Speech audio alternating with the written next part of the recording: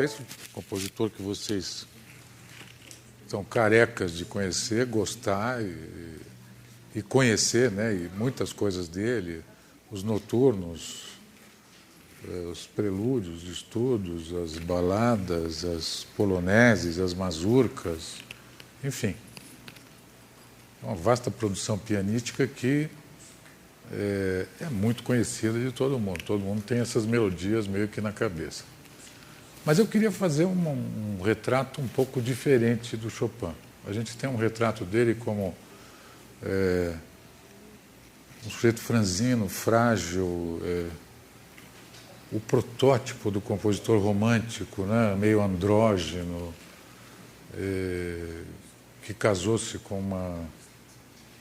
uma escritora que tinha um nome masculino, então era um estranho casal, porque ela paquerava mulheres e ele paquerava homens também, isso sem o menor problema. E eu vou contar algumas coisas diferentes. Vou começar contando essas fofocas, que eu acho que essas fofocas são interessantes. A gente gosta dessas fofocas, né? Uma delas, não, todo mundo gosta desse tipo de coisa, porque isso traz o compositor, tira o compositor do pedestal que ele está lá em cima e mostra que ele é um ser humano aqui também, né? E tem umas coisas aqui que eu vou dizer que, pelo amor de Deus, do Chopin. Em todo caso, vocês sabem que ele saiu de Varsóvia quando começava... O ambiente político estava muito conturbado ali e ele pensou em ir para um centro maior, né? Porque o talento dele estava grande demais para aquela província. Pensou primeiro em Viena e passou por Viena. Passou por Viena e aí ele viu o sucesso que os Strauss estavam fazendo com a valsa e com aquelas orquestras que faziam bailões para 3, 5 mil pessoas nos parques públicos. Os Strauss, não sei se eu contei para vocês, foram os primeiros a fazer franchise, né? O Strauss tinha umas 10 orquestras com o nome dele e que ele colocava segundinhos e terceirinhos para reger nos bailões. E praticamente sábado e domingo era dele, sexta, domingo, fim de semana dele. As baladas, as raves eram com ele. Né? Verdade, naquele momento. Estamos falando de 1829, 1830, por aí. Ele ficou meio horrorizado com aquilo. Eu estou olhando o texto porque eu quero citar o que ele escreveu. Veja só, ele ficou horrorizado com esse sucesso popular. Ele queria se estabelecer lá, mas primeiro ele viu que a concorrência era muito forte e ele escreveu o seguinte: não sei dançar. O gosto do público vienense está corrompido. Aqui as valsas são consideradas como obras. E chamam de chefes de orquestra Strauss e Lanner, que as tocam para serem dançadas. Não aprendo nada do que é essencialmente vienense. Por exemplo, não sei dançar convenientemente nenhuma valsa. Isto é suficiente. Meu piano não ouviu senão mazurcas. Quem diria que ele ficaria muito conhecido pelas valsas, né? O Chopin, valsas lindíssimas, né?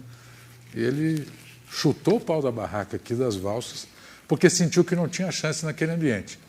E foi para Paris. Bom, ao todo, ele era um sujeito muito introvertido. Ele viveu de aulas em Paris, fez 3 concertos públicos de 1830 até a morte. Ou seja, em 19 anos, ele fez 3 concertos públicos só. Desculpa, ele estudou onde? Ele estudou Varsóvia, Varsóvia. E pensava em ir para Viena ou Paris, que eram as cidades mais desenvolvidas musicalmente na Europa, né? 3 concertos públicos só em 19 anos, quer dizer, ele não ganhou a vida tocando piano publicamente. Ele tocava em salões, né? Nos salões na época, no século XIX, na Paris do século XIX, isso foi até começo do século XX também, até 1930, Os salões parisienses eram um lugar onde aconteciam as coisas. E esses salões eram salões exclusivos, né? Ele não se sentia muito bem, inclusive nesses salões. Então ele viveu basicamente de dar aulas e da edição das músicas dele. Por isso ele fez muita coisa muito fácil do ponto de vista técnico, porque ele precisava atingir um público que comprasse essas partituras, né? Que eram, durante muito tempo, agora nos últimos 50 anos, foi vender disco, né? Que hoje nem vender disco se vende mais. Mas assim como se vendia disco, se ganhava dinheiro com partitura, né? E ele visou esse mercado, né? A valsa que eu vou colocar agora aí, daqui a pouco. Partitura daria para a sobrevivência dele? Sem as aulas, ele equilibrava. Ele teve ao todo, olha, ele teve uns 150 alunos. Nossa! Muitos alunos. O Beethoven teve meia dúzia, se tanto. Ele teve 150, mais ou menos 150 alunos. E o que aconteceu? Ele tinha um toque muito... Ele era franzino. As mãos dele não eram tudo isso também. Então, ele tinha peças dele que ele achava que o Liszt tocava melhor que ele, né? Porque o Liszt, sim, tinha mãozão, o cara tocava qualquer coisa, né?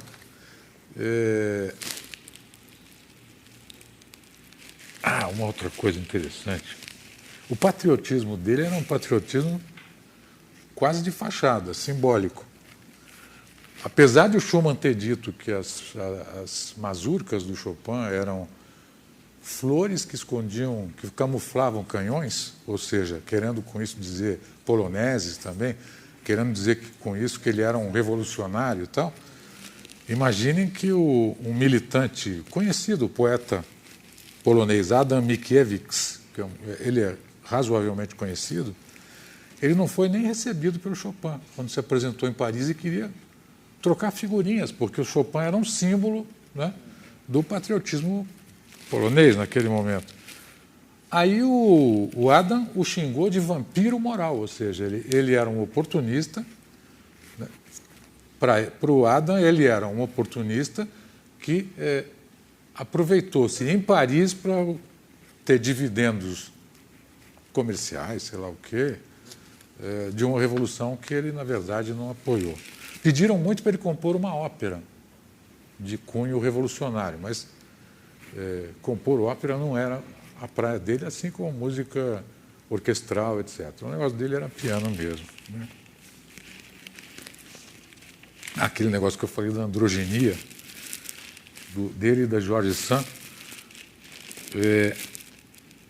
nos anos 30, 36, 37, ele foi claramente cortejado pelo Marquês de Custine. Ele mandava as cartas para esse marquês com a seguinte expressão: beijo-te na boca, no final. Tanto que a desbocada George Sand chamou o Chopin inicialmente de anjo, quando o conheceu. E anjo era uma gíria parisiense para homossexual. Ela colecionava amantes célebres, do Alfred de Musset ao Prosper Mérimée. Ela andou com essa turma toda. Enquanto isso, ele também, enfim, pelo menos alimentava essas coisas, né? Olha, tem um autor de um livro sério sobre o Chopin que jura que a George Sand levou 2 anos para tirar o Chopin do piano e levá-lo para os lençóis. É impressionante. Eu acho muito tempo. Qualquer um teria desistido, mas em todo caso. Mas quando ele estava... Vejam que... desboche. Aí tem uma outra coisa aqui, que é um antissemitismo pesado dele, viu? Com um editor, que ele diz assim, olha... O András Schiff, o famoso pianista húngaro, que fez um recital maravilhoso o ano passado aqui, ele afirmou numa entrevista que há coisas sobre a personalidade de Chopin que a gente preferiria não saber. E aí ele fala do antissemitismo dele, que apareceu mais de uma vez. Negociando com editores a publicação de suas obras, isso é o Schiff que está falando, ele os ofendeu. A Schlesinger chamou de cão judeu, porque lhe oferecia pouco por um punhado de peças. Em outra ocasião, o imbróglio foi com Pleyel, fabricante de pianos, que lhe fornecia instrumentos de graça e bancava suas raríssimas apresentações públicas. Pleyel era também editor, e como discutissem preços para a publicação de algumas peças, Chopin escreveu-lhe que então limpe a bunda com elas, com os manuscritos. Então você limpa a bunda com esses manuscritos que eu não vou te vender. Prefiro que você use como papel higiênico. E voltou a negociar com Schlesinger com o seguinte argumento: melhor negociar com um judeu do que com 3. Pô, é impressionante isso, né? Não tem nada a ver com a imagem que a gente tem do Chopin. Mas não é só essa imagem que não corresponde. Para entender a música de Chopin, a gente precisa sair um pouco do romantismo alemão, ou seja, do mundo do Schubert, do Schumann, que por sinal era crítico musical também, e quando escreveu sobre as obras de Chopin, ele criticava as deficiências formais. Porque o ponto de vista do Schumann era um ponto de vista vienense, calcado no estilo clássico de Haydn, Mozart, Beethoven, forma sonata e tal, etc. E se há uma coisa que o Chopin abominava, era ficar preso numa forma, né? Ele só fez formas livres, prelúdios, estudos. A valsa, fora o 3x4, o resto vale tudo. Mazurcas é a mesma coisa. As mazurcas, o Liszt dizia que eram pinturas de cavalete, ou seja, ele não pegava os temas folclóricos e os transpunha direto. Ele pegava fragmentos, o Charles Rosen explica bem isso. Ele pegava curtos fragmentos e os transformava e desenvolvia nas mazurcas, mesmo sendo peças curtas, né? O Rosen enxerga aí a genialidade do Chopin, né? Mas fragmentos da onde? De temas. Ele pegava, por exemplo... Mas temas populares? Folclóricos. Mas quando você pega, em vez de você pegar a canção inteira, como fizeram muitos nacionalistas brasileiros, né? Diferentemente, se o cara tem o talento do Villa-Lobos, ele pega um Fui no Tororó e faz uma obra-prima. Mas se ele for medíocre, ele só vai botar uma casaca numa canção de rua, de criança, né? E isso não tem valor algum. O que o Chopin fez foi, muito antes que todo mundo, pegar fragmentos e trabalhar esses fragmentos. Mas de uma maneira sempre livre. Ele era um grande improvisador também. Bom, vamos entrar um pouco na música dele. Uma das análises mais agudas é a do Charles Rosen, de um livro que existe em português, mas está esgotado. Chama-se A Geração Romântica. Vocês conhecem esse livro? É um livro que tem umas 1000 páginas. Ele foi editado pela EDUSP. Eu acho que se encontra na estante virtual lá, o sebo, sabe? Vale a pena esse livro. Tem um CD. Mas esse livro é fabuloso, porque você começa a enxergar o romantismo de uma outra maneira. A geração de 1810, né? Todas as áreas? Música. Basicamente música aí, né? E ele mostra essa estética do fragmento, como ela está presente sob várias formas diferentes, né, na música romântica toda. O autor? O livro é A Geração Romântica. Eu vou tentar escrever aqui. Não vou. Porque eu não tenho. A Geração Romântica, da EDUSP, da editora da USP. Charles... A editora EDUSP, Charles Rosen, R-O-S-E-N. R-O-S-E-N.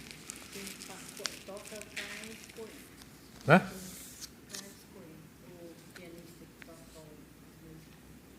Ah, é? Não é ele mesmo? Acho que é ele mesmo, né? Não? Não me lembro. Diga. Esse é o Arturo Benedetti Michelangelo, o grande pianista italiano. O cara toca muito, e Chopin principalmente. Mas deixa eu falar um pouco essas coisas que o Rosen coloca sobre o Chopin. Ao contrário de Schumann, Liszt e Berlioz, diz o Charles Rosen, e eu acho que ele tem toda a razão, o Chopin era o único que dominou as formas operísticas italianas, que eram a música mais popular daquele momento. O Liszt também dominava isso, mas de uma maneira diferente, porque ele usava para fazer transcrições, paráfrases e para definitivamente fazer o show, né? Como a gente começou semana passada ou retrasada. Há muitos exemplos, diz o Rosen, eu estou citando o Rosen quando estou olhando o texto aqui, há muitos exemplos em sua obra de melodias elaboradas ao estilo italiano e até uma cena completa no concerto em Fá menor. É o movimento lento do concerto em Fá menor, que é o segundo concerto para piano. Eu tinha isso em DVD, queria mostrar para vocês, mas não achei. Mas vocês podem, todo mundo tem a gravação dos dois concertos do Chopin. Peguem o movimento lento do concerto número 2. De fato, é este procedimento construtivo ligado à ópera italiana que deixa os críticos perplexos, já que, os críticos do tempo dele, já que suas ferramentas de análise provêm, em sua maioria, da música instrumental alemã. Este preconceito veio até hoje. Muita gente acha que ele tem deficiências de forma, quando ele propositadamente não queria fazer uma forma perfeita, nem seguir estrutura alguma, né? Outra coisa que o Rosen aponta e que também se sabe a partir de outros estudos é que o Chopin adorava o Bach. Ele, quando foi para Maiorca, onde ele compôs a maior parte das suas obras-primas finais, e que estão num álbum duplo precioso, que eu trouxe até para vocês verem, é um da Maria João Pires. É um duplo que ela gravou, é relativamente recente. Com um violoncelista, tem a sonata de violoncelo, as mazurcas finais, 2 noturnos. Eu vou passar para vocês verem e anotarem se quiserem. Isso aqui é uma obra-prima, porque é o momento em que o Chopin mais se volta para o contraponto, para Bach. A base dele é Bach, o contraponto de Bach. A única partitura que ele levou, além de papel pautado para ele compor em Maiorca, lá em Nohant, lá no castelo da Jorge Sand, né? Não, Nohant é uma coisa maior que o outro, eu acho. Mas a única coisa que ele levava quando ia para Nohant ou para Maiorca, ele foi uma vez para Maiorca com ela. Foi quando ele já estava bem doente. Além de papel pautado, era o cravo bem temperado. Ele fazia questão de começar de manhã tocando prelúdios e fugas do cravo para esquentar antes de começar a compor. Isso vocês imaginem a influência que isso tinha, né? Ele adorava mesmo esse contraponto, e isso é visível, né? Sobretudo nessas obras finais, mas na obra dele inteira.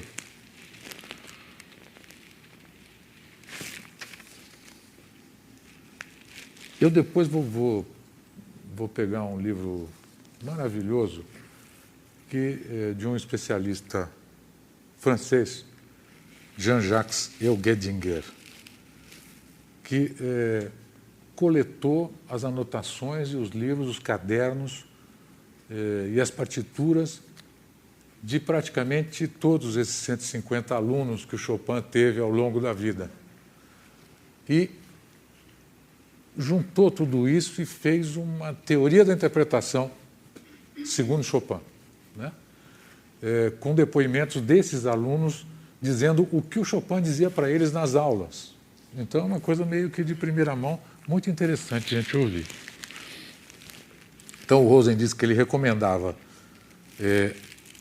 aos alunos que jamais deixassem de tocar Bach. A maioria desses alunos, todos falam na idolatria que ele tinha por Bach. Ele rapidamente transformou, e aí é o Rosen concluindo, transformou o estilo de salão de compositores como Field, o irlandês lá que inventou o noturno e que só é citado porque ele inventou o noturno, que não tem nada a ver com o noturno de Chopin. Mas ele usou o nome, né? Transformou o estilo de salão de compositores como Field em algo mais próximo à ópera italiana. Em suma, a música de Chopin derivou amplamente de sua experiência inicial com a ópera. Ele adorava Bellini, vocês vão ver daqui a pouco aí, dos ritmos e harmonias de dança de sua nativa Polônia e de Bach. A arte que unificou tudo veio deste último compositor, em particular no cravo bem temperado. Tem uma peça, e nós vamos ver daqui a pouco, em que ele cita uma área do Bellini, logo depois da morte do Bellini. Ele cita aquela área como um tributo ao Bellini, que tinha acabado de morrer. O Bellini morreu muito jovem, né? Morreu com 30 anos, 30 e poucos anos. Bom, eu tinha um monte de coisa para dizer, acho que eu vou dizer um pouquinho assim. Tem um livro maravilhoso de um francês chamado François, eu não tenho como escrever ali. Nudelman, é N-O-U-D-E-L-M-A-N-N.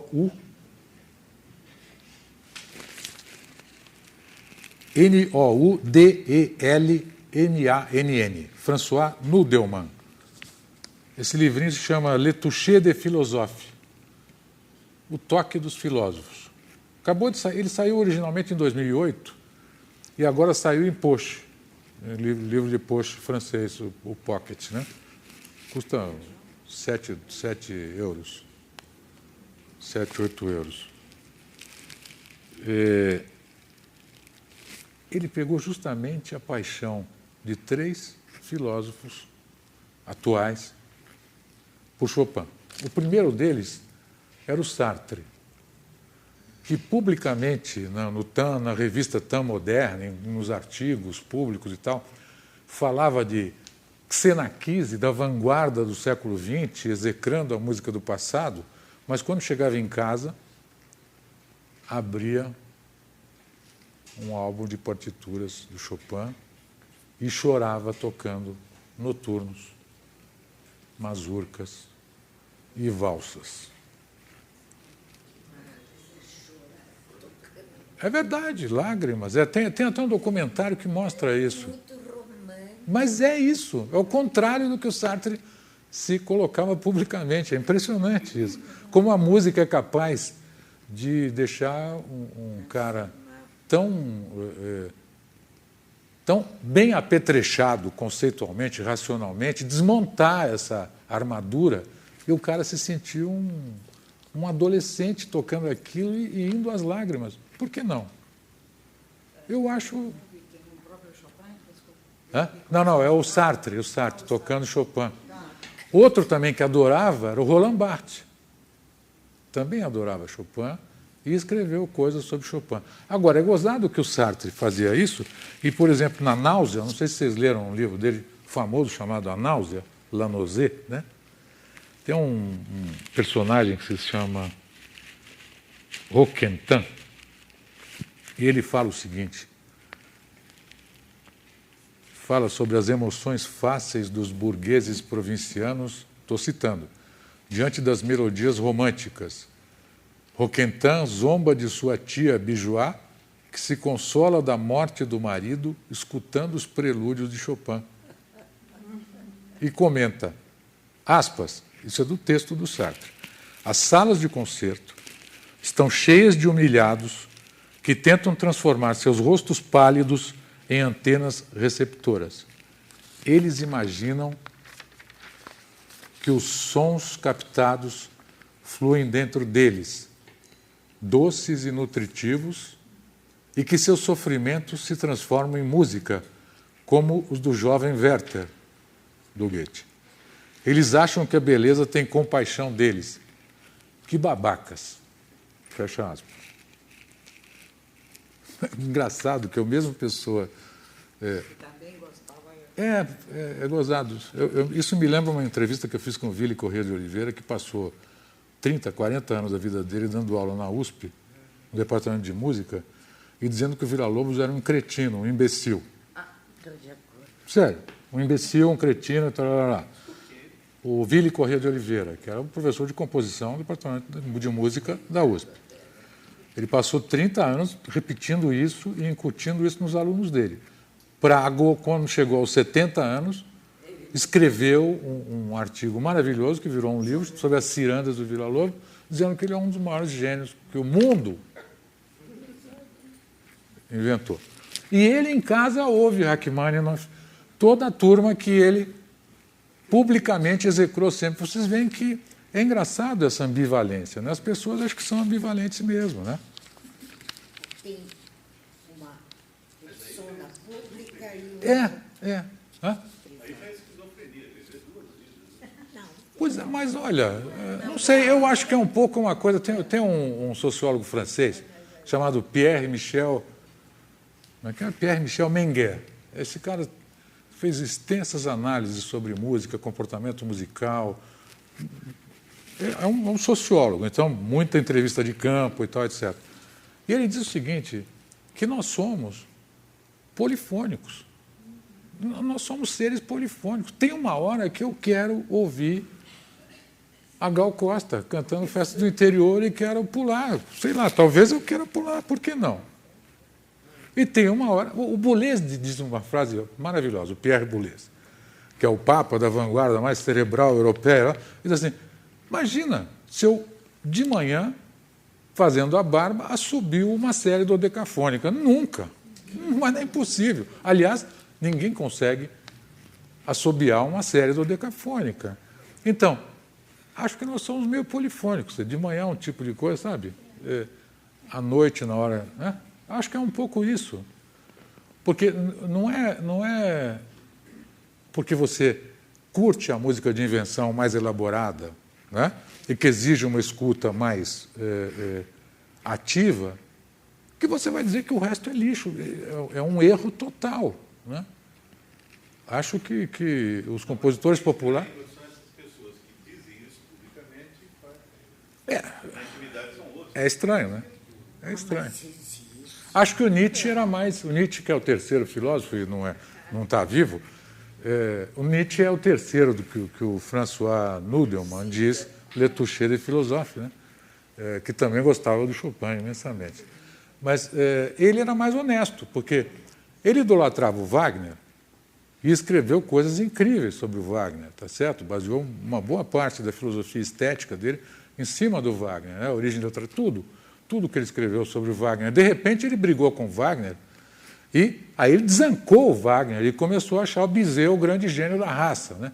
O que é muito discutível, mas pelo menos ele teve a coragem de assumir que mudou de opinião, meu Deus do céu. Por que as pessoas não podem mudar de opinião, né? Por que elas têm que se atrelar a determinados... Bom, eu estou começando a fazer discurso.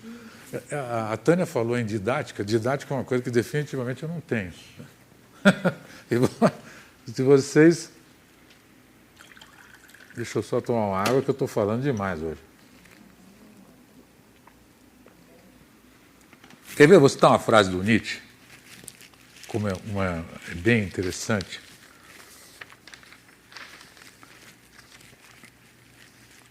Em O Viajante e Sua Sombra, um livro do Nietzsche, ele faz de Chopin o príncipe das artes, aspas. O último compositor que, como Leopardi, viu e adorou a beleza. O polonês Chopin, o inimitável, nenhum outro, antes ou depois, tem direito a este adjetivo em Nietzsche. Nenhum outro mostra no uso das tradições melódicas e rítmicas a mesma elegância de um Rafael no uso das cores mais simples. E aí tem vários adjetivos em alemão, que eu estou com medo de pronunciar, porque a Bela estuda alemão aqui. E Freiheit, Schönheit, tem um monte aqui. Ó.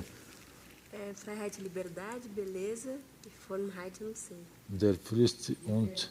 Enfim. Exato. Bom, Nietzsche não poupa conceitos e adjetivos para exaltar o excepcional, o incomparável Chopin, e desenha, por trás destes elogios, uma estética que associa a liberdade à obrigação, a simplicidade à elegância, e retoma, como fez com Wagner e a Grécia Antiga, em O Nascimento da Tragédia, uma concepção do trágico, 2 pontos.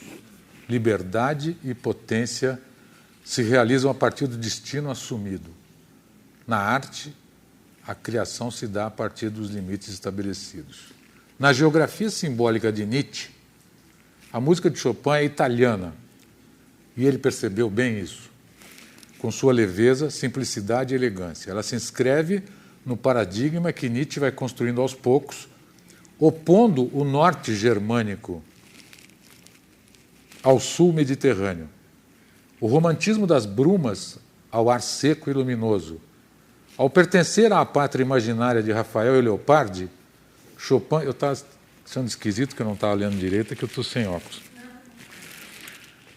Ao pertencer à pátria imaginária de Rafael e Leopardi, Chopin está mais próximo de Rossini ou de Bellini do que de Schumann, ainda que Schumann o tenha reconhecido como um gênio.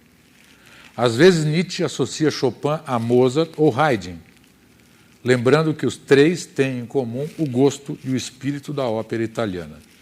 Todos eles converteram os sentimentos de dor em uma música dançante, da mesma forma que nos dramas líricos, o grito feio da paixão se transforma em canto melodioso, como que confirmando esta inspiração italiana. A obra de Chopin que Nietzsche prefere é a Barcarolle em Fá sustenido menor.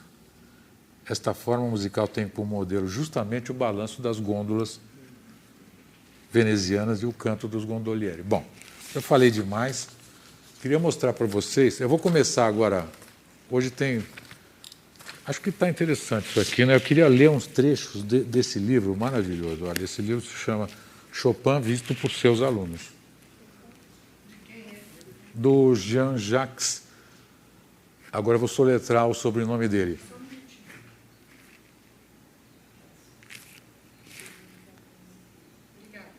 O sobrenome dele é Eigeldinger.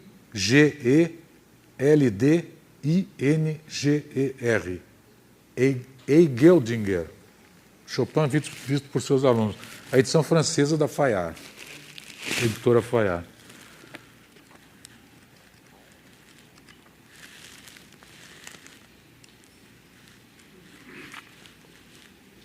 Tudo que eu vou ler agora,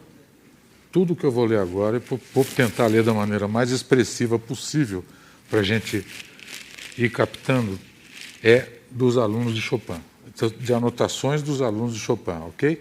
Não é coisa minha, nem dele, é dos alunos de Chopin. E ele começa com uma frase do próprio Chopin, também tirada que algum aluno citou. A gente se serve dos sons para fazer música como nos servimos das palavras para fazer uma linguagem. Pour faire de la musique, pour faire un langage. A tradução não é exatamente para fazer uma linguagem, mas para usar a linguagem. A gente usa as palavras para compor a linguagem.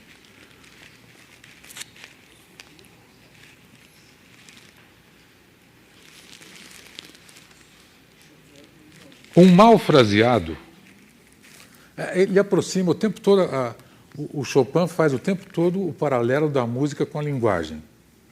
As notas como as palavras, o fraseado como a vírgula, o ponto e vírgula e o ponto. Nós vamos ilustrar com a peça que ele vai tocar aí já já. Mas antes eu quero que vocês ouçam o que ele diz. Que é preciso cantar, ele fazia cantar sobre seus dedos a frase musical. Isso com uma tal clareza que cada nota se tornava uma sílaba. Isso é um aluno dele falando. Cada compasso, uma palavra. Cada frase, um pensamento. Era uma declamação sem ênfase, simples e sublime ao mesmo tempo. Um mal fraseado sugeria a Chopin a comparação seguinte, que ele adorava ficar repetindo para os alunos várias vezes. É como alguém que recita numa língua que ele não conhece um discurso penosamente decorado. E isto não somente sem observar a quantidade natural das sílabas, mas parando no meio das palavras.